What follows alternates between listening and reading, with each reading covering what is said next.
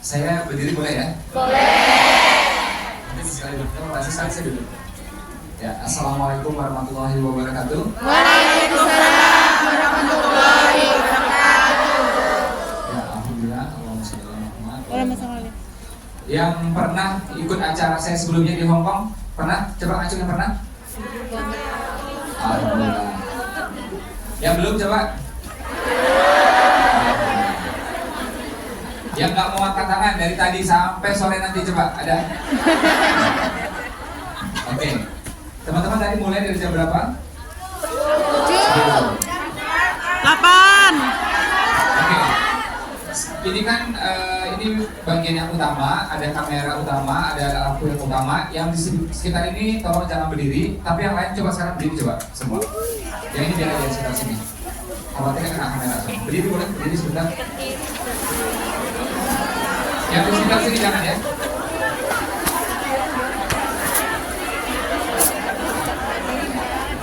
Ya.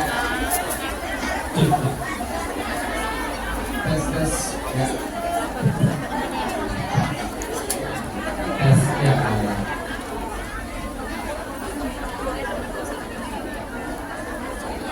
Saya pengen tahu siapa di antara teman-teman yang pengen banget segera pulang ke Indonesia.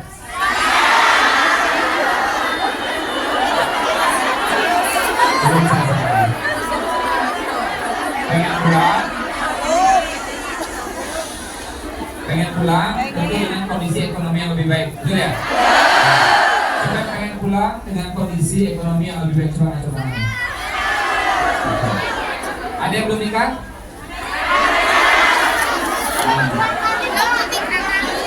Saya angkat ya belum nikah. Semoga ketemu dengan jodohnya, amin. Jodoh yang soleh, jodoh yang hafiz, mapan, kaya, anak orang kaya, anak tunggal, bapaknya udah berumur.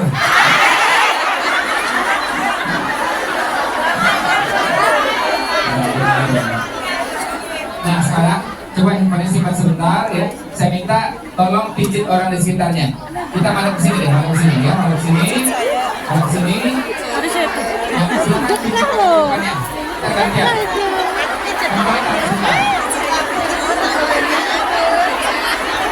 Yang pijit mudah-mudahan pahalanya double, amin.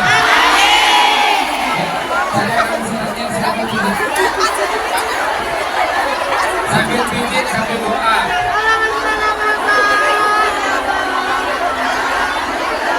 Yang itu tidak bisa, yang itu tidak bisa pijitnya.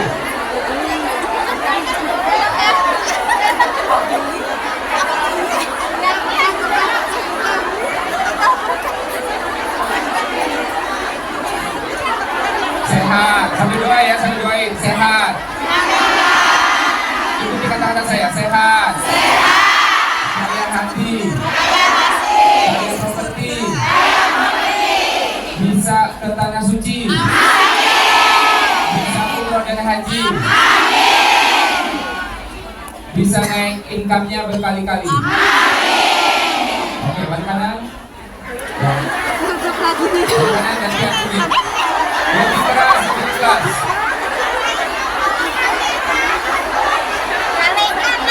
Lebih keras, lebih keras.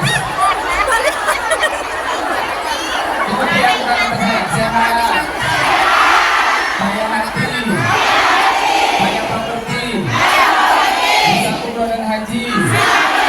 Bolak-balik ke tanah suci. Income-nya naik berkali-kali. Oke, salam selamat. Terima kasih ya.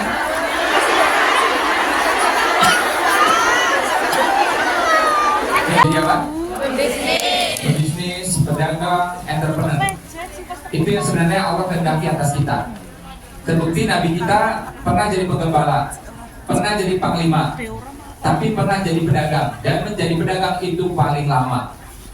Ya, penggembala sebentar, panglima sebentar. Tapi begitu menjadi pedagang, pebisnis itu ada yang mengatakan 24 tahun, ada yang mengatakan 25 tahun.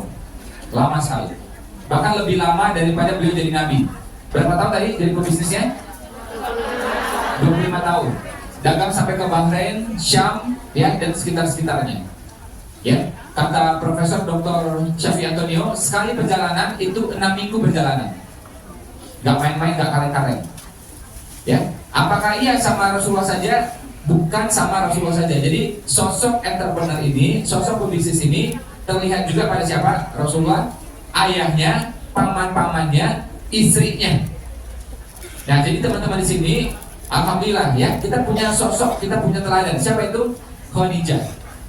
Kurang mulia apa beliau? Beliau adalah wanita yang paling mulia. Ternyata beliau juga pebisnis. Betul apa betul? Rasulullah pebisnis, istrinya juga iya, ayahnya iya, paman-pamannya juga iya. Bahkan ada 4 khalifah, kemudian 3 adalah pebisnis. Betul apa betul? Abu Bakar, siapa lagi? Umar, siapa lagi? Utsman. 3-tiganya pebisnis. Ya. Bahkan ada 10 orang yang dijamin masuk surga, 7-nya pebisnis, Masya Allah. Nah, itu disampaikan ya di buku ini ya bersama Buya. Alhamdulillah itu bukunya bagus banget. Saya materi-materi dari Buya itu banyak yang saya baca berulang, serius. Saya nggak niat jualan di sini, teman-teman. Ini buku royalti buat pembangunan pesantren Abahja. Buya nggak dapat duit 1 sen pun, saya pun juga sama nggak dapat duit 1 sen pun. Jadi kalau teman-teman misalnya berkesempatan untuk memiliki, itu insya Allah pahalanya double, nuntut ilmu dan juga bersedekah pembangunan pesantren. Amin. Ya. Tapi sekiranya belum bisa beli, nggak apa-apa juga. Ya, yang penting nanti dibaca, mungkin pinjam teman atau gimana. Kita lihat tadi ya. Nabi bisnis. Nabi ngapain? Bisnis. Nabi bisnis. Istrinya apa? Bisnis. Ayahnya apa? Bisnis. Paman-pamannya? Bisnis. 4 khalifah, 3-nya adalah bisnis. 10 orang dijamin masuk surga, 7-nya bisnis. Bahkan khusus Indonesia, negeri kita, Masya Allah, itu penyebaran agama Islam masuk Indonesia melalui jalur apa? Bisnis. Bukan perang, bukan pedang, ya, bukan juga misalnya orang yang nggak jelas dari mana, no. Tapi para pebisnis. Ada yang tahu nggak?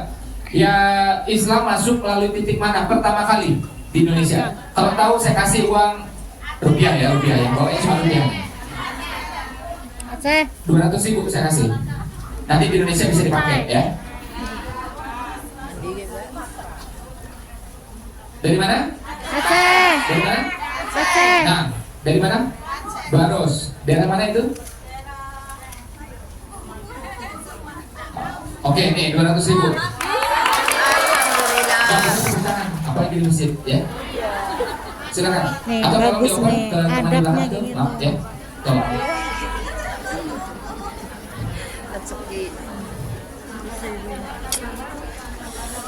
Jadi daerah pertama ini menurut penelitian ya, walaupun banyak versi, tapi diakui oleh pemerintah dan dijelaskan juga oleh Ustadz Adi Hidayat. Bahkan pertama kali digagas disampaikan oleh Buya Hamka. Islam masuk ke Indonesia melalui daerah namanya Barus atau Baros, Sumatera Utara, bagian Tapanuli. Ada orang Sumatera Utara di sini? Nah, ada ya nama daerah Tapanuli ya. Tapanuli Selatan itu nama daerahnya Barus atau Baros. Kenapa namanya Baros? Kenapa namanya Barus? Ternyata di sana waktu itu di zamannya Utsman ini, waktu itu terkenal dengan kapur barus. Kapur barus ini diincar di seluruh dunia, ya karena wangi. Dan kapur barus ini tertera di Al-Quran bahwa surga nanti aromanya seperti itu. Tentu beda barus Indonesia, barusnya dunia dengan barusnya surga beda. Tapi Allah kasih perumpamaan, ya karena itu wangi dan susah didapatkan. Nanti kayak gitu tuh kata Allah. Tertera itu di Al-Quran kapur barus itu. Datanglah orang seluruh dunia untuk mendapatkan kapur barus itu. Pertama kali yang ngomong ini di Indonesia Buya Hamka, ya. Tapi orang waktu itu nggak percaya, kurang percaya, sampai akhirnya dipopulerkan oleh Ustadz Adi Hidayat. Jadi diperketas oleh Presiden Jokowi tahun 2017. Baros dijadikan apa? Titik nol, titik pertama Islam di Indonesia. 3 ini, jadi kuat, ya. Nah, masuknya melalui jalur apa? Bukan orang iseng-iseng, ya, bukan pelaut. Ya, bukan perang, tapi Pak, dagang. Ya, dagang. Jadi satu daerah yang masih saya pengen kunjungi tapi belum berhasil dikunjungi yaitu Barus ya atau Baros. Nah, jadi kita bangga teman-teman bahwa Nabi kita adalah pebisnis dan mengajarkan kita untuk berbisnis. Bukan sebuah peristiwa kebetulan. Nah, menariknya di Indonesia, ya, ada wali-wali Allah banyak. Tapi yang populer di tanah Jawa adalah Wali Songo, betul? Dari daerah Jawa Timur terus menjabat Jawa Tengah dan seterusnya sampai juga di Jawa Barat sampai juga di Cirebon tempatnya Buya. Nah teman-teman, Wali Songo yang pertama siapa namanya? Maulana Maghribi. Kemungkinan besar beliau dari Maroko, karena itu namanya Maghribi. Maroko itu dikenal sebagai daerah Maghrib, ya, seolah-olah kayak tempat matahari terbenam. Nah, kemungkinan beliau dari sana. Walaupun ada penelitian yang lain, ada juga bukti yang lain, ya. Jadi Maulana Maghribi, wali Songo yang pertama, tadi siapa namanya? Maulana Maghribi itu dari luar, dan apa profesi beliau? Dagang. Mohon maaf, bukan orang nganggur. Beliau pebisnis yang hebat. Dan beliau yang membiayai wali-wali yang lain. Ada cucunya, ada menantunya, ada murid-muridnya yang lain. Tapi kita mesti paham, kita garis bawahi bahwa wali Songo pimpinannya yang pertama itu adalah siapa? Maulana Maghribi, dan seorang pebisnis. Ya, beliau dagangnya apa? Dagangnya macam-macam, kebutuhan sehari-hari, ya. Dan beliau tuh punya teknik bagus banget. Apa itu? Barang dagangannya dimurahi, lebih murah ketimbang orang rata-rata. Begitu murah, akhirnya orang ramai datang. Di situ beliau berdakwah, ya. Dan sering menjadi apa? Tempat curhat orang banyak, sampai beliau disebut sebagai apa? Kakek bantal. Artinya apa? Untuk bersandar bagi banyak orang. Beliau jago dagang, jago pengobatan, dan jago juga irigasi. Waktu itu Jawa Timur kering, beliau jago irigasi, masya Allah. Jago juga dagang, jago juga pengobatan. Seorang putri raja sakit, beliau sembuhkan, sehatkan, kasih obat, ya, doakan. Alhamdulillah dengan izin Allah sehat, sembuh. Ya. Terus si raja bilang, "Engkau mau minta apa? Aku kasih."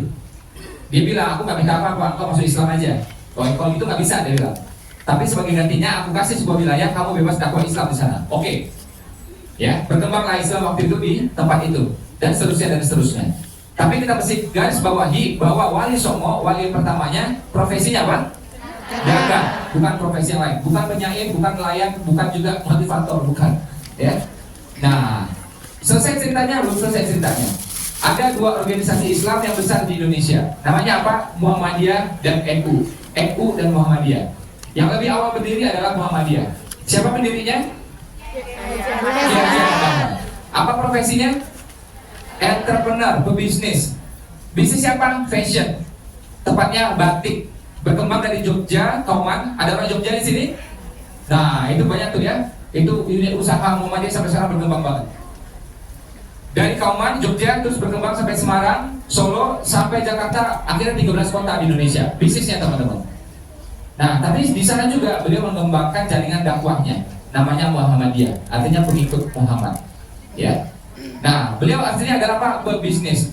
Dan beliau bikin unit-unit usaha itu, dan bersama pengikut-pengikutnya, muhibin-muhibinnya, ya, jadilah yang sekarang kita kenal sebagai amal usaha Muhammadiyah, AUM. Dan nilainya teman-teman, di total ya, berapa tahun lalu saya baca 320 triliun.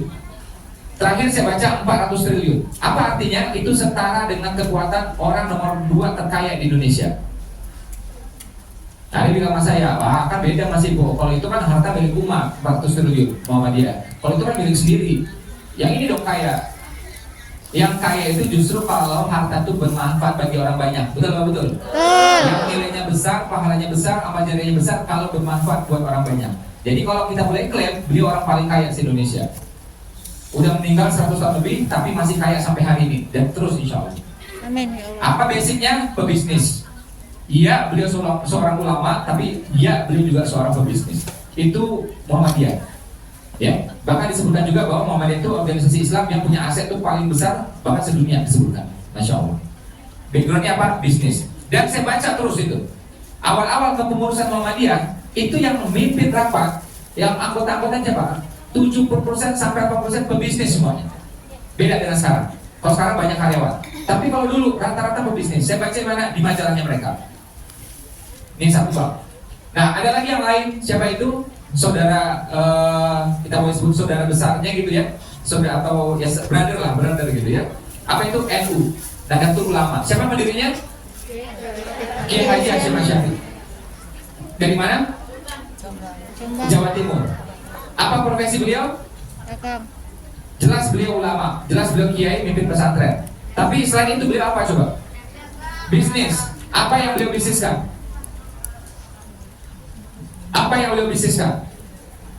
Nah, beliau jual kuda, punya peternakan juga, ya, punya ikan-ikan juga, terus juga jual beli besi. Beliau dagangkan sampai ke Gresik, sampai Surabaya, ya, bolak-balik ke Jombang. besar bisnisnya dan jarang orang tahu. Saya diceritakan ini oleh cucunya beliau, ya, Bu Solah namanya, almarhum. Ya, tapi teman-teman nanti boleh cek ya, tulisan juga ada bahwa Kiai Haji Hasyim Asy'ari tiap hari Selasa, tiap hari apa? Selasa. Itu nggak ngajar. Setiap hari apa tadi? Selasa. Setiap hari Selasa nggak ngajar. Ngapain? Ngurusin bisnisnya. Dan ini menjadi patokan bagi saya, menjadi inspirasi bagi saya, ya. Jadi kalau saya meeting sama tim inti itu tiap hari Selasa, ya, kita ngikutin ilmu itu, ya. Kita meeting sering, tapi yang meeting penting itu, yang benar-benar penting itu tiap hari Selasa, ngikutin beliau. Nah, beliau dagang sampai ke kota-kota sekitarnya, ya, sampai Gresik, sampai Surabaya dan seterusnya. Dan beliau pernah ngomong, ya, bahwa apa? Hendaknya di negeri ini setiap kota ada satu unit usaha otonom yang mandiri untuk apa? Membiayai para pendidik dan apa? Untuk mencegah kemaksiatan. Itu kata beliau. Beliau ngomong itu lebih dari 1 tahun yang lalu. Luar biasa, coba. Siapa tadi namanya ini? Kiai Haji Hasyim Asy'ari. Dan selesai sampai situ? No.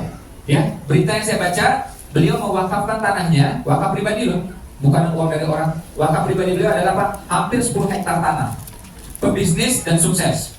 Sama seperti Kiai Haji adalah pebisnis dan sukses, gak main-main, gak kaleng-kaleng. Ya. Nah, beliau ini, nah jarang orang tahu nih. Kita backgroundnya banyak juga Jawa Timur, banyak juga Jawa Tengah dan seterusnya. Pasti keluarga kita dan mungkin juga kita mungkin terafiliasi dengan NU, betul ya? Oke, alhamdulillah. NU teman-teman, 8 tahun sebelum NU berdiri itu ada namanya tuh NT. Nahdlatul Ulama sebelumnya NT. Ya berdiri sebelumnya, 8 tahun sebelumnya. Apa itu? Nahdlatul Tujon. Jadi sebelum berdiri Nahdlatul Ulama, 8 tahun atau 7 tahun sebelumnya sudah berdiri namanya Nahdlatul Tujon. Kiai Haji Hasyim Asy'ari yang memimpin saat itu. Bukan pendiri tapi belum memimpin. Apa ini? Siapa yang tahu Nahdlatul Tujon ini apa? Kalau tahu saya kasih 200.000 lagi.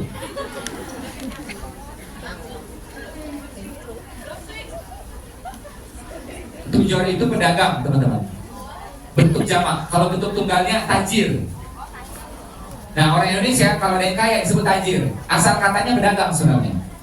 Ya. Nah, bentuk jamaknya tujon. Nahdlatul Tujon artinya apa?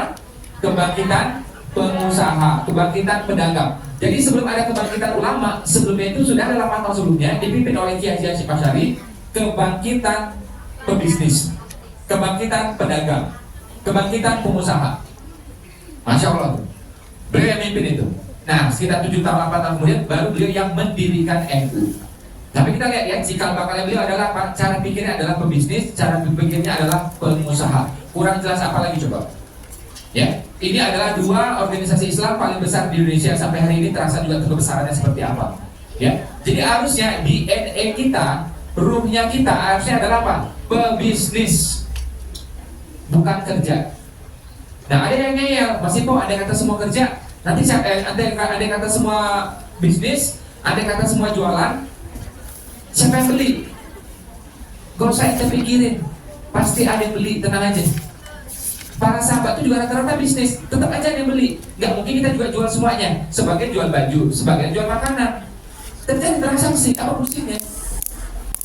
Kayak saudara-saudara kita tuh ya, yang di Taiwan, itu jumlah pengusaha di sana lebih banyak, teman-teman.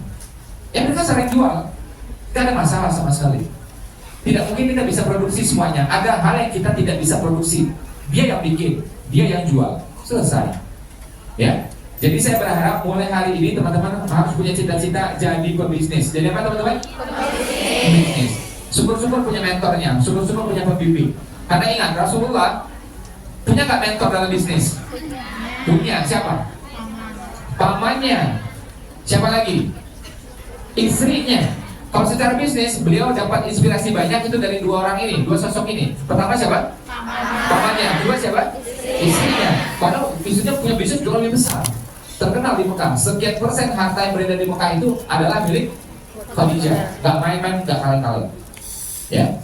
Nah, jadi teman-teman coba cek ya, Rasulullah, istrinya, ayahnya, paman-pamannya, ya, penyebaran Islam di Indonesia. 4 khalifah, 3 diantaranya, 10 orang yang dijamin masuk surga, 7 diantaranya pendiri NU, pendiri Muhammadiyah, dan nanti juga termasuk Serikat Dagang Islam, semuanya pengusaha. Jadi sudah wajar berkali-kali saya bilang, ruhnya kita di NN kita harusnya jadi apa? Pebisnis, pengusaha semuanya harusnya. Karena contohnya sudah terang benderang. Nih ya, saya ambil contoh kemarin saya ngeledek ya buat 3.000 orang kemarin itu peserta. Saya bilang, andai kata ya kayak Rasulullah pernah sebuah kejadian pernah tuh ambil dahan terus taruh di makam. Tindakan itu dilakukan Nabi 1 kali. Berapa kali teman-teman? 1. Itu menjadi patokan bagi kita seluruh muslim seluruh dunia sampai akhir zaman. Betul nggak betul? Itulah namanya sunnah. Begitu juga saat beliau mencium Hajar Aswad. Yang lain awalnya nggak mau mencium, akhirnya ikut mencium. Kenapa? Ikuti Nabi. Nabi lakukan berapa kali yang terlihat? 1 kali. Menjadi inspirasi bagi seluruh muslim sampai akhir zaman. Betul apa betul? Nah, ada lagi Nabi misalnya pegang tongkat. Ya. Akhirnya apa? Ulama kita juga ikut pegang tongkat. Jadi Nabi lakukan sekali menjadi inspirasi buat kita semuanya. Namanya sunnah. Dan Nabi sholat gaib itu cuma 1 kali. Setahu saya, nanti kalau salah mohon dikoreksi. 1 kali, yaitu apa? Ketika Raja Afrika meninggal. Tapi itu menjadi inspirasi bagi seluruh muslim sampai akhir zaman, teman-teman. Ya, berapa kali dilakukan tadi? 1. Cukup 1 kali, itulah namanya sunnah. Pertanyaan saya, Nabi dagang berapa kali? Hah? Tak terhingga. Jadi ini pesan terang benderang. Kok ente gak ngikutin? Ya, 1 kali aja diikutin kok. Kita berdebat, oh ini harus lakukan. Kenapa Nabi melakukan? Pada 1 kali. Alhamdulillah 1 kali jadi inspirasi. Apalagi kalau dilakukan Nabi ribuan kali bahkan tak terhingga selama 25 tahun. Jelas itu sunnah yang terang benderang. Ya, sahabat melakukannya, istri juga iya, ayah juga iya, paman juga iya. Bahkan jarang orang tahu bahwa Nabi itu ketahuan tanda-tanda kenabiannya pertama kali ketika apa? Bukan lagi wisata, bukan lagi leye-leye, bukan lagi pleset jalan-jalan, bukan. Tapi ketika apa? Perjalanan dagang. Dia bersama pamannya, ya. Nah, ini teman-teman. Andai kata ya, orang kayak kita ya. Seorang raja duduk dengan seorang rakyat duduk, gaya duduknya beda nggak kira-kira? Ya. Panglima duduk dengan rakyat biasa duduk, beda nggak kira-kira? Ya. Teman-teman, gimana pun ini acara, ini majelis ilmu, bukan buat saya, buat teman-teman. Kalau kita bicara sendiri, tercabut keberkahannya. Dan saya tidak rugi apapun, saya udah tahu ilmu ini, teman-teman yang belum tahu. Dan kalau kita bicara, kita gimana pun itu mengganggu yang lain. Ya, nah, orang yang terganggu itu nggak berani ngomong. Kita orang Indonesia, santun. Tapi sebenarnya, coba saya mau tanya sekarang, siapa yang merasa terganggu kalau teman sebelahnya ngomong? Coba ngajuk. Nah, ini orang nggak berani ngomong. Tapi kalau kita nih bicara, ini merasa terganggu, cuma mereka diam. Dan ini majelis ilmu, teman-teman. Dan ini tempat paling mulia, namanya masjid. Ada macam-macam tower di sini, tapi dibanding ini lebih mulia karena ini masjid. Jadi biar fadilahnya naik, fadilahnya bertambah, ilmunya masuk, ya. Mumpung ini majelis ilmu, kita tenang, diam. Kalaupun kita tidak tertarik, pikirkan teman kita. Jangan sampai kita ngangguin di sana. Boleh ya? Oh, kita sudah tahu aturan di sini, naik kereta aja nggak boleh berisik kok. Kita udah tahu, kita ikutin aturan itu. Apa fadilah kereta coba? Nggak ada fadilah kereta. Ya. Nah, kenapa malah di masjid kita ngomong sendiri coba? Ya, apalagi nanti ada Buya, pastikan kita lebih hikmat lagi. Kalau enggak jangan sampai nanti Buya kapok datang ke sini kan gitu. Ya, buat kita semua ini. Ya, bukan buat si narasumber tidak. Saya 1 rupiah pun tidak untung dari sini. Tapi buat teman-teman ini, ilmunya kalau dipraktekin bisa ngefek pada pahala, ngefek juga pada rupiahnya. Ya. Nah, Nabi ya tadi saya ceritain. Jadi seorang panglima itu gaya duduknya beda. Rakyat biasa gaya duduknya beda. Raja beda. Pertanyaan saya, seorang nabi gaya duduknya beda nggak kira-kira? Pasti beda juga. Nah, waktu itu belum jadi Rasulullah, seorang Muhammad cilik masih muda. Tapi duduknya gaya juga beda. Ada seorang pendeta yang ngerti, pendeta yang lurus, ya, Alkitab yang lurus. Dia melihat tanda-tandanya. Terus ada lagi tanda-tanda yang besar. Apa itu? Ada bayangan yang ngikutin Nabi, ada awan yang ngikutin Nabi, sehingga Nabi tidak terlalu panas. Ya, jadi pas beliau duduk seperti itu, Rasulullah duduk seperti itu, pas jalan ada awan dan bayangan yang ngikutin, sehingga Nabi nggak terlalu kepanasan. Dan lebih ekstrim lagi adalah apa? Nabi duduk menghadap ke sana, matahari dari sana menyinari wajahnya, tapi Nabi tidak terlalu merasakan kepanasan. Nah ini tanda-tandanya udah ada nih, disamperin, ditanya semuanya gimana, dari mana ke mananya. Ternyata benar dan ciri-cirinya. Jadi cari tahu sama siapa ini. Oh aku datang sama beliau, maksudnya pamannya. Disamperin pamannya. Kamu siapanya dia? Paman ini bilang, aku ayahnya. Padahal mungkin kayak itu pak ayahnya. Nah, mungkin ayah Rasulullah meninggal kan gitu ya. Tapi memang karena sayang banget sama seorang Muhammad Cilik ini, memang dianggap dekat sama dia, sama saya seperti anak, beliau bilang ini anak saya. Itu nggak mungkin. Karena tanda-tanda yang saya baca, yang saya ketahui bahwa orang ini, ya Nabi terakhir ini ayahnya sudah nggak ada. Akhirnya ngaku dia, ya aku bukan ayahnya, aku pamannya, tapi sudah aku anggap anaknya. Akhirnya terjelaskan di sana bahwa ini adalah Nabi terakhir. Dan pendetanya bilang ini kisahnya soal teman-teman. Ya ini menjadi bagi sering dikutip ya, bagi kita terdengar berkali-kali. Jangan teruskan ke sana, jangan teruskan dagang ke sana, bawa pulang. Kalau orang sana tahu, dia akan dibunuh nanti. Pulang. Jadi ketahuan tanda-tanda kenabian ya teman-teman, bukan ketika jalan-jalan, wisata, no, ketika dalam perjalanan dagang. Dan ayah Nabi meninggal dalam apa? Apakah lagi wisata gitu? Lagi perjalanan dagang. Inspirasi besar buat kita semuanya. Islam identik ya dari ujung-ujung dagang semuanya. Masya Allah. Bahkan ya ada dalam Islam awal-awal itu ada namanya zakat profesi ada? Awal-awal tidak ada tuh. Di zaman Rasulullah, zaman sahabat, tabi'in tidak ada yang namanya zakat profesi. Cek Al-Quran, cek hadis. Yang ada itu zakat apa? Perniagaan. Ya, 2,5% atau 1/40. Zakat apa lagi? Sawah ladang kebun, 10% atau 5%, tergantung diairi air atau tidak. Kalau diairi air alami lebih besar. Kalau manusia sudah mengolah, zakatnya lebih kecil. Ya. Zakat yang kedua apa tadi? Sawah ladang kebun. Ya, tanah. Yang ketiga, kalau kita ketemu harta besar-besaran disebut harta karun atau pertambangan zaman sekarang. Nah ini bisa besar 20%. Yang pertama tadi apa? Perniagaan. Yang kedua apa? Sawah ladang kebun. Yang ketiga apa? Pertambangan. Kerja profesi dari mana? Tidak ada. Mohon maaf. Jadi Allah berasumsi sebenarnya kamu jadi pedagang semuanya. Kalau nggak tuan tanah, kalau nggak punya tambang, ini aja. Nah, tapi kemudian umat kita ini rata-rata banyak jadinya pekerja. Akhirnya ulama istihad, muncullah namanya zakat profesi. Tapi saya mau tekankan pada teman-teman semua, sampai hari ini tidak semua ulama sepakat tentang zakat profesi. Tidak semua ulama. Ya, tapi kalau zakat perniagaan semua sepakat. Pertambangan semuanya sepakat. Sawah ladang kebun semuanya sepakat. Karena memang itu yang asli, itu yang asal, teman-teman. Jadi Allah berasumsi ente dagang, perniagaan, itu yang sebenarnya. Zakat, satu. Yang kedua apa? Wakaf. Di zaman Rasulullah ada nggak namanya wakaf tunai? Wakaf itu apa? Di zaman Rasulullah yang ada. Di zaman sahabat, apa yang ada? Wakaf yang ada dengan kalimat wakaf teman-teman. Wakaf di zaman Rasulullah hampir semuanya adalah apa? Properti. Karena itu tadi kita jadikan walaupun joke ya, tapi insya Allah jadi doa juga. Kaya hati, kaya properti. Karena apa? Wakaf itu properti teman-teman. Wakaf itu asal katanya sama kayak wukuf, berhenti. Sesuatu yang berhenti nilainya naik terus, apa itu? Ya tanah, properti. Kisahnya 3, properti semua.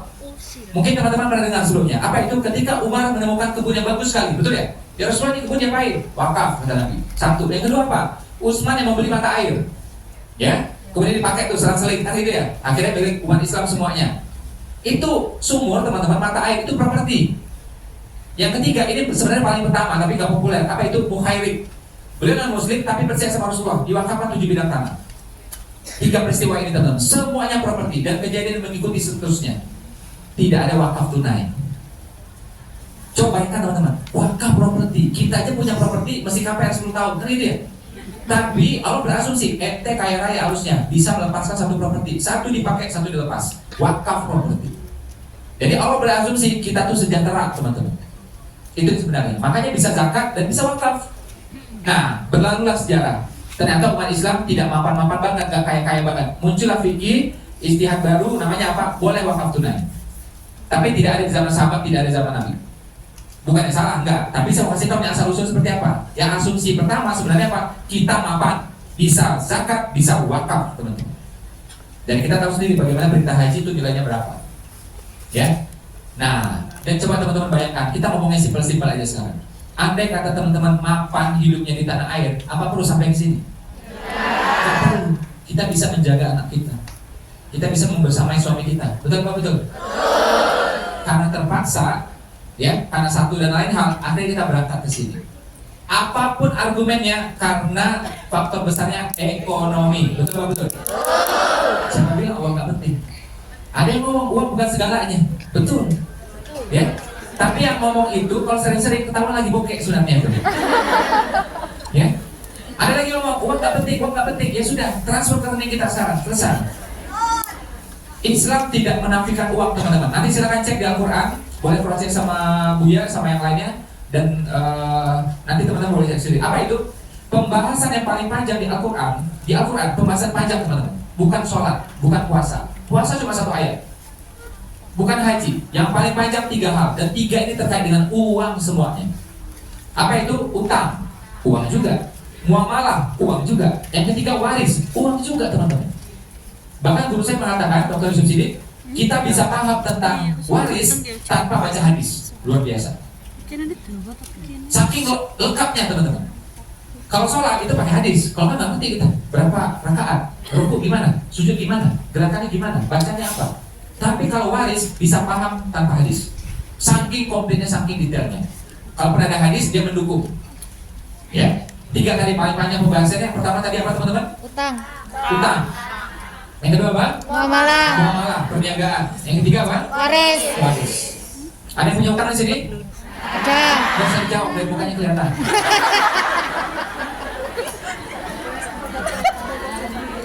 Ini ada amalan khusus agar bisa lunas utang. Amalan khusus. Ini kadang penting boleh dicatat, di handphonenya boleh dicatat atau di kertas juga boleh, di bukunya juga boleh. Amalan khusus. Ini dia ringkas saja, terdiri dari 5 huruf, yaitu apa? Bayar.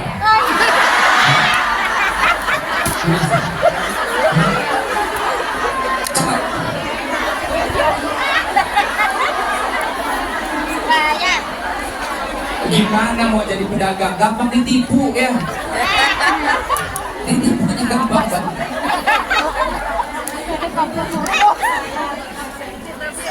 Jadi biar lunas diapain, teman-teman? Dibayar. Nah, cara bayarnya ada 2. Yang ini penting, kalau misalnya nggak apa-apa, ini teknis soalnya. Cara bayarnya ada 2. Pertama, datangi langsung orangnya. Tulis. Udah serius aku. Ditulis. Ya. Beneran nih. Sekarang ini orang hobinya ngutang. Macam-macam, makin mudah gara-gara ada pinjol dan pembayaran online. GoPay, Dana, apalagi OVO, apalagi macam-macam. Bahkan yang paling baru, sebenarnya bukan baru tapi udah populer nih. Apa ini namanya? Pudi. Belakangnya pakai huruf Y. Pudi, P-U-D-Y. Apa itu? Pudi. Pakai uangmu dulu ya. Sudah gaib, udah pembayarannya gaib. Sudah tawakal ya sudah. Itu paling populer sudah di mana-mana. Saran saya teman-teman, gak usah pakai pinjol atau pinjaman apapun, gak usah. Ya. Kalaupun terpaksa cari pinjol, cari yang ciri-cirinya seperti matahari, seperti sang surya, hanya memberi. Jadi kalau ada yang kayak gituan, boleh. Kalau enggak, udah nggak usah. Ya. Beneran ini. Ini bang saya Pak ini. Kalau kita berutang artinya teman-teman apa? Kalau kita berutang artinya memang hidup kita itu sudah melebihi kapasitas. Yang Allah kasih rezeki pasti cukup. Uang yang di tangan kita pasti cukup. Kalau nggak cukup juga nih berterusan, berarti memang kita yang salah kelola. Ya, dikasih rezeki rupiah sekitar 6 juta rupiah misalnya, tapi gaya hidup kita perintilannya bisa 8 juta. Ini akan jebol terus. 500.000 aja selisih teman-teman sebulan. Kalau setahun itu bisa jadi 6 juta bahkan lebih. Ya. Jadi benar tuh, saya setuju dengan pendapat Buya ya, yang mengatakan apa? Hemat. Muslim tuh hemat. Ya, mau sekaya apapun hemat aja. Miskin hemat, kaya hemat. Saya ingat banget ya waktu beliau baru menikahkan anaknya. Ya, itu pesan pernikahan beliau waktu itu ya buat mereka berdua. Dan disampaikan pesannya kepada Marah saya. menantunya. Aduh serius. Beliau bilang apa coba? Ini nggak main-main karena diucapkan pada menantu teman-teman. Beliau bilang apa? Jangan ajari anak saya kemewahan. Itu kata beliau. Kami sudah terbiasa dengan hidup sederhana, ya berapapun yang ada, jangan ajari anak kami kemewahan. Saya ingat banget itu. Dan itu pasti penting karena apa disampaikan para menantu yang baru menikah. Ya kan? Bukan sekedar acara-acara di mana. Ya. Nah, ini pesannya buat kita semua teman-teman. Kita ini anak-anaknya Buya, kita ini murid-muridnya Buya. Ya. Jadi berapapun uang kita, entah 8 juta sebulan, 20 juta sebulan, atau tabungan kita di atas 100 juta, hemat, nggak ada ruginya. Ya. Nah, boleh berlebihan itu tanda petik ya. Berlebihan dalam Islam apa? Untuk sedekah boleh, nuntut ilmu boleh, berbakti sama orang tua boleh. Nah, ini pada berbalas semuanya. Kita transfer ke orang tua 1 juta, 2 juta, berbalas nggak kira-kira? Yes. Balasan dari Allah sama atau lebih? Lebih. Ya, kita datang ke sini nuntut ilmu, pasti ada biaya, naik taksi, acara mungkin gratis, tapi di sini ada taksinya, ada makannya. Kalau kita makan di tempat sendiri mungkin nggak keluar biaya, kan gitu ya? Karena ke sini mungkin biayanya muncul. Niatkan untuk belajar, niatkan untuk ilmu, berbalas semuanya. Amin ya Allah. Tadi malam saya acara sama mitra-mitra itu total 3.100 sampai 3.400, saya lupa detailnya. Saya bilang sama mereka datang dari berbagai kota, lebih dari setengah itu dari luar kota semuanya. Ya, yang terbang aja ratusan. Saya bilang sama mereka, karena saya nggak bisa ganti uangnya sebanyak itu. Saya bilang apa? Luruskan niatnya untuk apa? Nuntut ilmu. Agar apa? Berbalas. Karena itu Ustaz Luqman pernah bilang, ya dari Munzalat, beliau bilang apa? Mustahil Muslim itu miskin. Istilahnya mustahil miskin. Itu ucapannya masa kayak gitu masih kok sombong itu. Enggak, justru ini yakin banget sama Allah. Coba logikanya. Muslim keluarkan uang terus sedekah, berbalas nggak kira-kira? Kok bisa miskin? Dia ada rezeki sedikit, dia kirim 500.000 buat ayahnya, buat ibunya. Berbalas nggak kira-kira? Kok bisa miskin?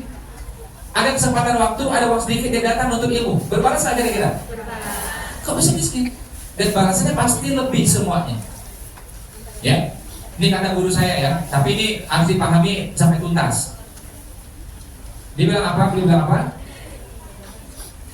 Balasan dari Allah itu sebenarnya nggak adil. Ya, kalau adil itu gini dia bilang, kita lepas 3 ganti 3 itu adil, benar nggak? Kita lepas 10 ganti 10 itu adil. Ini kita lepas 10 ganti bisa 100, bisa 1000, bisa lebih dan bisa nggak ketiga. Jadi sifat Rahman Rahim Allah itu dikedepankan ketimbang sikap adilnya, teman-teman. Contoh ya surah Ibrahim. Kalau ada nikmat disyukuri, kalau bersyukur nikmat akan bertambah. Tapi kalau kufur langsung diazab. Kalimatnya memang ini. Kalau kufur, azabku teramat pedih. Tapi kalau langsung diazab teman-teman, itu peringatan. Tapi kalau bersyukur langsung ditambah. Kalau kufur, nah hati-hati loh. Tidak langsung. Kalau mau adil, syukur ditambah, kufur diazab. Itu adil tuh. Tapi Allah kedepankan Rahman Rahimnya. Ya. Nah, sehingga kalau memang kufur ditunggu dulu, hati-hati loh. Ini jadi kayak peringatan. Kayak kita bilang sama anak kita, hati-hati loh kesana, nanti keserempet loh. Enggak langsung diserempet, enggak. Kasih peringatan dulu. Masya Allah. Ya. Nah, balik ke materi tadi teman-teman. Jadi dengan isyarat-isyarat tadi, dengan perniagaan, wakaf, zakat, itu adalah isyarat bahwa Muslim mestinya mapan finansial. Muslim hendaknya pegang harta. Dan hadis sahih mengatakan adalah apa? Sebaik-baiknya harta dipegang oleh orang yang soleh. Kalau orang soleh bikin musola, bikin rumah tahfiz, bikin pengajian, kan gitu ya. Paling banter bikin apa? Tempat olahraga buat masyarakat sekitar. Gak mungkin jadinya kezaliman. Tapi kalau di tangan orang yang kufur, bisa impor senjata, bisa impor barang-barang gelap, ilegal, ya kan? Bisa bikin prostitusi, mohon maaf, bisa bikin judi dan seterusnya dan seterusnya. Ini terakhir dari saya ya, kisah dari ulama besar namanya Imam Syafi'i. Kita di sini orang Indonesia, orang Asia Tenggara, Indonesia, Malaysia, Singapura, Brunei, itu rata-rata Imam Syafi'i. Kalau Hong Kong, Hanafi ya, itu kan ikomahnya agak beda gitu ya, nggak masalah, it's okay semuanya. Nah, Imam Syafi'i lahir di mana? Palestina. Beliau guru-gurunya di Palestina itu terkenal sangat-sangat sederhana. Jadi guru dan murid itu belajarnya di lantai, gini semuanya. Guru dan murid sama duduk seperti itu. Jadi nggak ada pakai kursi yang tinggi, nggak ada. Kemudian beliau dengar ada ulama hebat, ada guru yang hebat, namanya siapa? Imam Malik. Beliau tinggal di mana? Imam Malik. Madinah. Belajar lah Ustaz. Pas lagi belajar nih, ketemu murid-murid yang ramai gini, jangan pada catat. Syafi'i muda, belum jadi Imam Syafi'i, Syafi'i muda, dengerin materi itu nggak catat. Dipanggil, kok nggak catat? Aku ingat semua ucapan. Ya, dites, ternyata benar ingat. Wah, ini agak beda nih murid. Udah datang ke rumah aja. Murid khusus nih. Ini true story teman-teman. Yang penting saya ngarang di sini. Jadi istimewanya Imam Syafi'i ini, Syafi'i muda ini, Syafi'i cilik ini, ya tarik ke rumah. Dan coba teman-teman bayangkan ya, jadi Imam Syafi'i backgroundnya di Palestina, terbiasa apa dengan kesederhanaan semuanya. Ya, guru-guru juga mohon maaf tidak secara finansial tidak menonjol memang. Sampai di Madinah, ketemu Imam Malik, dia ajak ke rumah, dia kaget. Pas nyampe di rumahnya itu, dia injakkan kakinya, ya itu karpetnya itu tebal banget sampai ke mata kakinya, empuk banget, mewah banget. Imam Malik, ya, dan Imam Malik belajarnya pakai kursi kayak gini, yang lain duduk semua. Dan terkenal ya, banyak banget tulisannya, ya banyak banget ya yang membahas ini. Apa itu? Jubahnya Imam Malik itu bagus-bagus dan banyak. Terompahnya juga banyak. Ketika beliau meninggal itu di total ya, kata beliau itu dari pakaian itu sekitar 500 miliar. Sekian dinar, kalau dirupiahkan 500 miliar. Itu saya baca di buku. Nah, pas Imam Syafi'i datang sana, kira-kira kaget dari itu? Kaget. Di kepalanya langsung mikir, ulama kok gini gitu. Ya, beda banget dengan di Palestina gitu kan ya. Tapi namanya murid diam, nggak berani ngomong, nggak berani nanya. Belajar lah sekian lama. Setelah belajar sekian lama, ini saya mau bahas tentang harta, tentang harta.